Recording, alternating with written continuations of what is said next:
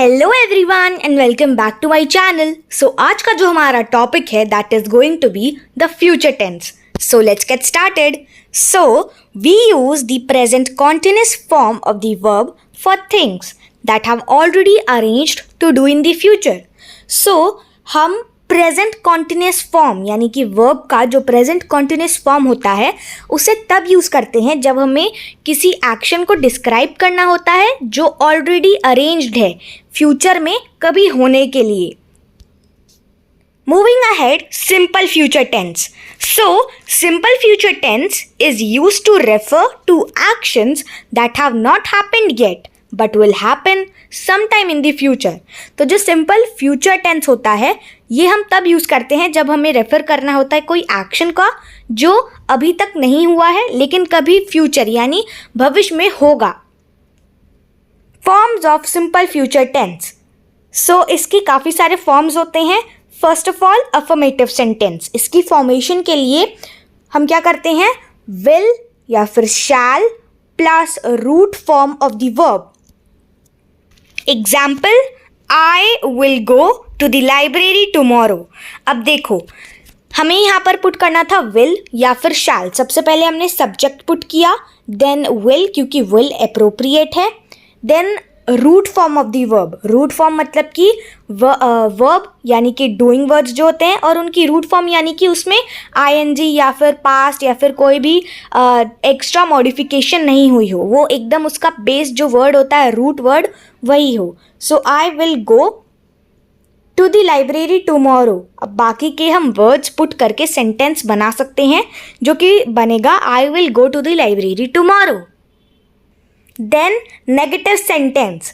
अब इसकी फॉर्मेशन के लिए हम क्या करते हैं, will shall plus not plus root form of the verb. अब क्योंकि ये नेगेटिव सेंटेंस है तो यहाँ पर क्या होगा, डिसएग्रीमेंट होगा। और अफर्मेटिव सेंटेंस पॉजिटिव सेंटेंस होते हैं इसीलिए उसमें हम एग्री कर रहे होते हैं।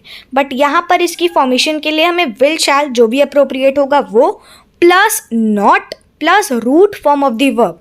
सबसे पहले सब्जेक्ट आई, देन विल क्योंकि वो अप्रोप्रिएट है, not and root form of the verb. So go का गो ही रहेगा एंड बाकी के वर्ड्स पुट करके हमारा सेंटेंस बनेगा that I will not go to the library tomorrow. Then interrogative sentence. तो इंटरोगेटिव का मतलब ही होता है क्वेश्चनिंग, क्वेश्चन करना।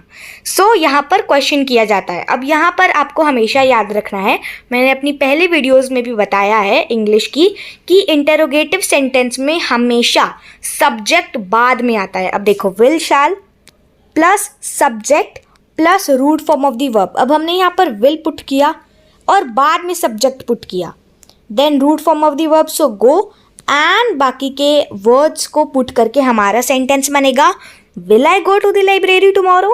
क्या मैं लाइब्रेरी कल जाऊंगी। सो ये ऐसे इनकी फॉर्मेशन होती है। Then future continuous tense.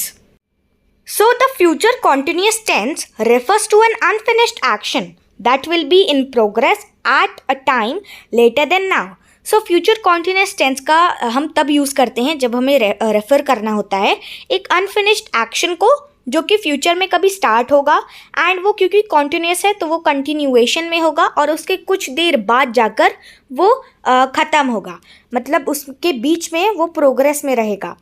I hope you got it. इसका मतलब ये हुआ कि फ्यूचर कॉन्टिन्यूअस टेंस का हम तब यूज़ करते हैं जब हमें रेफ़र करना होता है एक अनफिनिश्ड एक्शन को जो कि कभी फ्यूचर में स्टार्ट होगा और वो क्योंकि कंटिन्यूअस है तो वो कंटिन्यूएशन में रहेगा और उसके कुछ समय बाद जाकर वो फिनिश होगा, तो वो उस समय प्रोग्रेस में रहता है। अब देखो इसके भी फॉर्म्स होते हैं। सबसे पहले अफर्मेटिव सेंटेंस।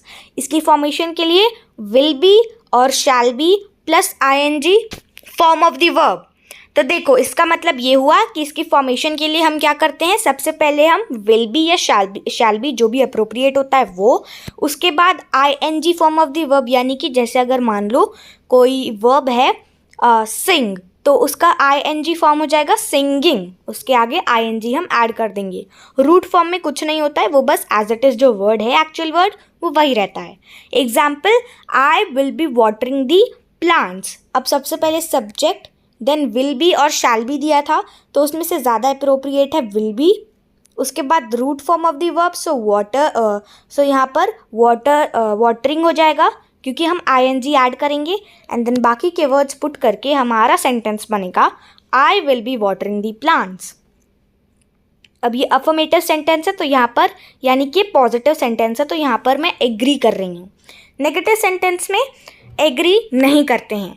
इसके फॉर्मेशन के लिए विल नॉट और shall not be plus ing form of the verb.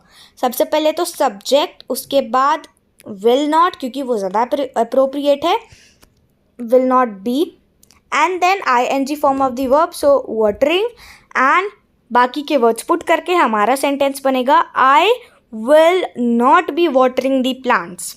Then interrogative sentence जिसमें सब्जेक्ट हम बाद में पुट करते हैं और ये इस सेंटेंस में हम क्वेश्चन कर रहे होते हैं, ये क्वेश्चनिंग के लिए होता है। सो इसकी फॉर्मेशन के लिए विल और shall plus subject plus be plus ing form of the verb.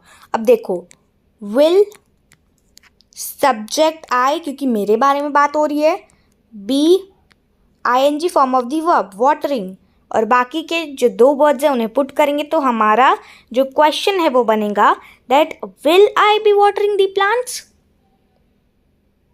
And with this, we have reached to the end of the video. I hope you all liked the video, and if you did, then don't forget to share and subscribe the channel. We will meet again in the next video. Till then, take care, bye-bye, and stay updated.